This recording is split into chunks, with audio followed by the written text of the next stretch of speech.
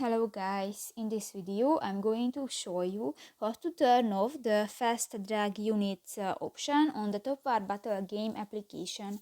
But first of all, I just want to mention, please don't forget to subscribe to our channel, because at 100,000 subscribers we are going to show you our YouTube revenue statistics and growth strategy, how to make money online. So let's jump into it. First of all, open the application on your device.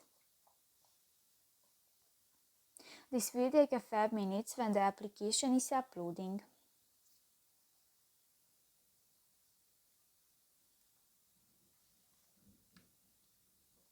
Click to the profile icon at the upper left corner of the screen and tap to the settings button at the lower left corner of the page. Click to the settings option and here you can find the fifth option, the fast drag units, and if you want to disable this function, just click to the next green circle and done.